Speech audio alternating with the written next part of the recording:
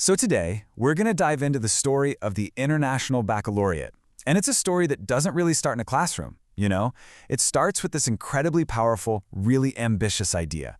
Could education actually be a direct path to a more peaceful world?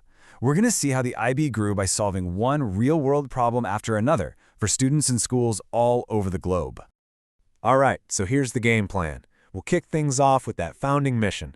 Then we'll look at the very practical problem of getting into college that led to the very first diploma program. Then we'll see how a big gap for younger students sparked the middle years program. And finally, we'll wrap up by looking at where the IB is today. You know, to really get the IB, you have to start with its heart, its soul. Before there was any curriculum, before there were any exams, there was this really profound belief about what education should even be for. Now, where this all came from is actually a fascinating story. Back in the 1950s, this educational pioneer, Kurt Hahn, he visited the NATO Defense College, and he saw something that just blew his mind. Military officers who, just a few years earlier, had been fighting each other in World War II were now allies, working together. And it just sparked this huge idea for him. If former enemies could learn to cooperate, just imagine what we could achieve if we educated young people from different cultures together before any conflicts could start. And that idea, well, it became the absolute bedrock of the IB. This mission statement has been their North Star for more than 50 years. It's not just about getting good grades. It's about shaping people who get that other people with their differences can also be right. Okay, so you've got this amazing mission for peace, right? But how do you actually do it?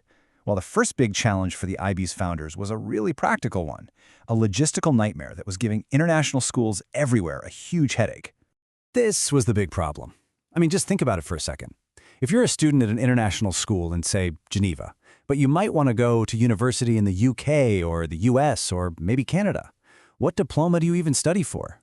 There was just no single trusted qualification that could open all of those doors.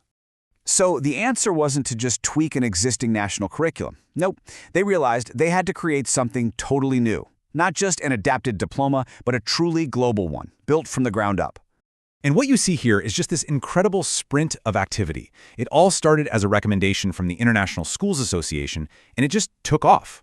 A new group, ISIS, was created just to build this thing. And get this, in only 6 years, they went from just an idea to a fully functioning diploma being taught in actual schools.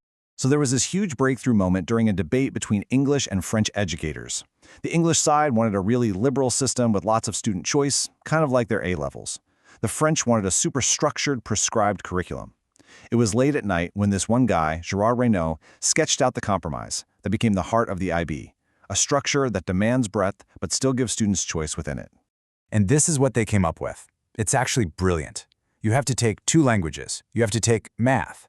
But then you also have to pick subjects from different groups: humanities, sciences, arts. This makes sure you get a really broad education and don't just specialize too early. And the thing that ties it all together is this unique course called Theory of Knowledge, which pushes you to ask, well, how do I know what I know? And really think about knowledge itself. So the diploma program, it's a huge hit, but it created a brand new problem they hadn't seen coming. Schools now had this amazing inquiry-based program for their older kids, but what about all the years leading up to it? It was actually schools in Africa, like the International School Moshi, that first flagged this issue. They called it a pedagogic disjunction, which is just a fancy way of saying there was a total disconnect. They were using the British O-levels to get students ready for the IB diploma, but the O-levels were built on a totally different philosophy of education. And the IB's first Director General, Alec Peterson, he just hit the nail on the head. He argued that the whole point of a pre-IB education shouldn't be to just cram students' heads full of facts. The real goal should be to develop their powers of the mind. In other words, to teach them how to think, so they can handle any new challenge that comes their way. And you can really see the clash right here. The O-level system was all about memorizing information and then just spitting it back out on an exam. But the IB diploma, it needed students who knew how to ask good questions, think critically, and connect ideas. The preparation and the final destination were just completely out of sync. So, this mismatch just couldn't stand. And once again, a group of really dedicated educators looked at the situation and said, okay, if the right tool for the job doesn't exist, I guess we'll have to build it ourselves. What's so cool about this part of the story is that it didn't come from the top down. It was a total grassroots, teacher-led movement. It started with those schools in Africa, got sponsored by the ISC, and involved years of people working together. The first pilot schools were in completely different parts of the world, which just shows you how widespread the need was.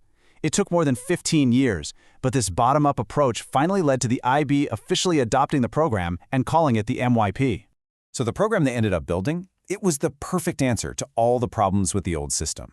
It put the student right at the center. It explicitly taught skills for learning how to learn, which the IB calls approaches to learning skills. It was all about making connections between subjects and the real world, getting students ready for the diploma program not by teaching them more facts, but by sharing the same core philosophy.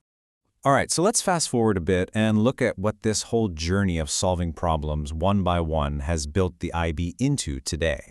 I mean, today, the numbers are just staggering. We're talking about over 1.5 million young people all over the world studying in IB programs. And those students are learning in almost 5,000 authorized IB World schools. Spread out across 153 different countries, it's become a truly global community. And it's not like this is old news. The growth is actually accelerating. If you just look at the flagship diploma program, the number of schools offering it jumped from around 2,300 in 2015 to almost 3,200 by 2023. That's a huge increase, and it shows just how much demand there is for this kind of education. And, they didn't just stop there. The IB has now expanded to offer a full educational journey, from the primary years program and even a career-related program that connects academics with the vocational world. It's a path that can now start when a kid is 3 years old and go all the way up to 19. So where does all this leave us? From Kurt Hahn's incredible vision of peace, born from the aftermath of war, to a massive global education system, the IB's story is really about evolution, driven by this incredibly consistent mission. And it leaves us with the big question that the organization itself is probably always asking. After all this time and with all this growth, is it truly succeeding in its mission to create a better world through education?